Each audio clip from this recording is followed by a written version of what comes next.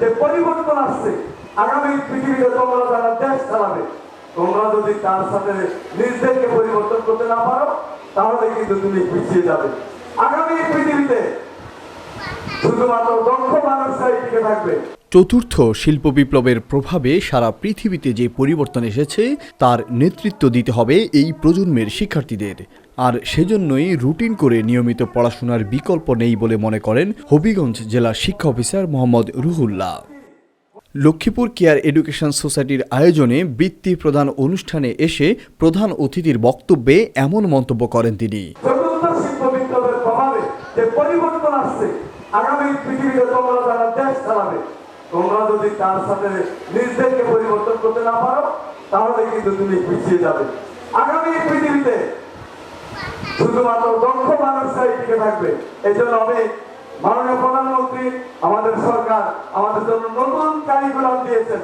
এটা সময় উপযোগী একটি পদক্ষেপ। আমি মাননীয় প্রধানমন্ত্রীকে আন্তরিক ধন্যবাদ এবং কৃতজ্ঞতা জানাই। শনিবার দুপুরে লক্ষ্মীপুর শহরের টাউন হল মিলনায়তনে এই বৃত্তি প্রদান অনুষ্ঠানটির আয়োজন করা হয়। এ সময় 134 জন শিক্ষার্থীকে এই বৃত্তি প্রদান করা হয়। অনুষ্ঠানে আগত অতিথিরা এ সময় বৃত্তিপ্রাপ্ত শিক্ষার্থীদের হাতে সার্টিফিকেট, মেডেল ও নগদ অর্থ তুলে দেন।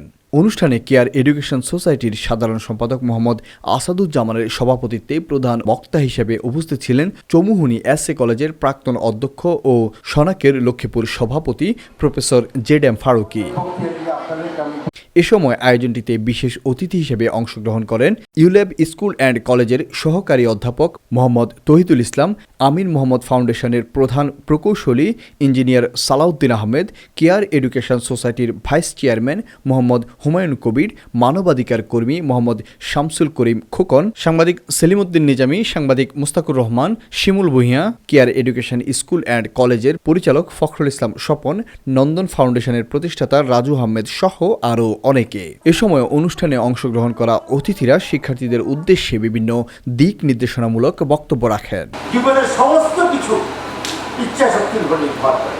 আপনি যদি মনে করেন আমি মরা, আমি পারবো না, আমার মাথা ব্যথা, আমার জ্বর, মশা কামড়ায়, তারপরে খিদে লাগছে, তারপরে ঘুম আসে, আপনি পারবেন। আর আপনি যদি মনে করেন না আমি খিদা কিসের ঘুম, কিসের মশা, আমি করবই, তাহলে একটা পারবেন। আমাদের বর্তমান নৈতিক অবক্ষয় যে সয়লাভ হয়েছে, সেই সয়লাভ থেকে অবশ্যই আমাদের এই সন্তানদেরকে রক্ষা করতে হবে। তা না হলে আগামী প্রজন্ম একটি অন্ধকার সমাজের দিকে এগিয়ে যাবে বলে আমরা আশঙ্কা করছি। এই ক্যান্সার আমার সন্তানের জন্য, আমার প্রজন্মের জন্য ক্যান্সার হিসেবে কাজ করছে। আমরা কয়েকজন সেটা ভাবি। আমাদের অবসরে আমাদের চরিত্র, আমাদের সন্তানের চরিত্র, আমাদের যুব সমাজের চরিত্র সব কিছু ধ্বংস করে দিচ্ছি। আপনি মা, আপনি বাবা, আপনি দেখে দেখে আপনার সন্তানকে এই ক্যান্সার অভ্যস্ত করছে।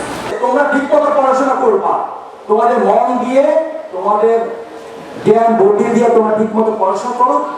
তোমরাও এইভাবে আরো ভালো ভালো কাজ করবা, ভালো সুন্দর মতো করবে। এর আগে শিক্ষার্থীরা নানা রকম সাংস্কৃতিক কার্যক্রম পরিচালনা করতে দেখা যায়। Exams determine students' academic progress and allow them to move from one grade to another.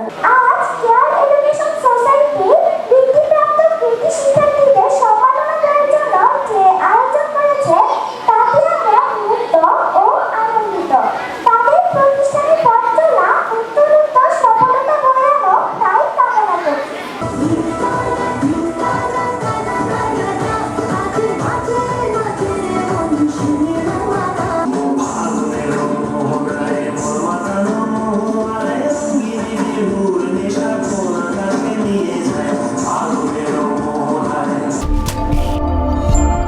Noakhali TV, বৃহত্তর নোয়াখালীর প্রতিচ্ছবি।